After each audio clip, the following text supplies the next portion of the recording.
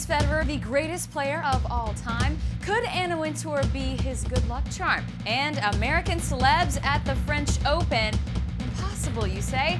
Nothing's impossible here on Tennis Week.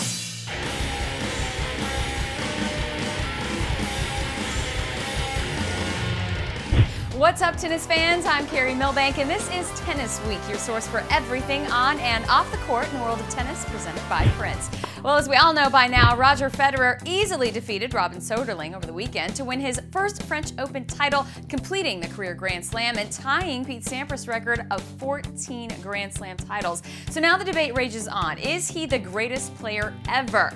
Well, we say yes, he is. The fact that Nadal was not on the opposite side of the court on that final day at Roland Garros is of no consequence. Let's not forget Federer beat Nadal at the tournament leading up to the French, although an argument could be made Nadal was not in top form. However, when you look at Federer's overall career, 20 straight major semifinal appearances, has won at least one major a year for 7 straight years, his ownership of Wimbledon and the US Open, well, there's just no comparison. He's 27 years old, still in good health, and shows no signs of letting up anytime soon. Now, of course, you could argue that since he never beat Nadal at Roland Garros, he can't be called the best ever, and Nadal is almost 5 years younger than Federer, so in theory, he's got plenty of time to catch up with the Swiss, but his body is already showing signs of wear, which leads one to wonder how long he can keep up his style of play. So for now, at this time, we are saying Federer is the greatest player ever. But we want to hear from you. Head on over to Richard Pagliero's blog, Richard's Court, and cast your vote for who you think is the greatest of all time. One notable former champ who agrees with us and has said that Federer is now the greatest player ever is Pete Sampras, whose record of 14 slams looks to be in serious jeopardy. After Federer's win at Roland Garros, Sampras said, and I quote, "What he's done over the past 5 years has never ever been done and probably will never ever happen again. Regardless if he won there or not, he goes down as the greatest ever. This just confirms it."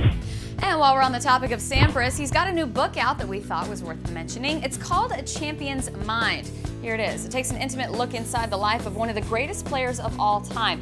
From the death of Sampras' longtime coach and confidant, Tim Gullikson, to his on-court battles with Andre Agassi and the triumphant last match of his career at the finals of the 2002 US Open. It's a great read, arguably one of the best tennis memoirs out there, and it's got some great pictures too.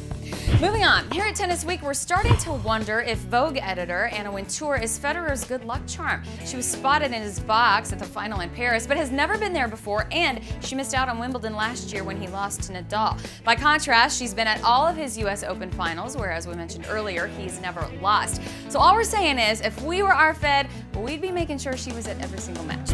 And finally, speaking of celebs and tennis, of all the slams, the French is not known to be a celeb hotspot. However, this year, there were some notables in the audience, including Rachel Bilson, Tony Parker and his wife Eva, and even billionaire Bill Gates. Not a bad lineup.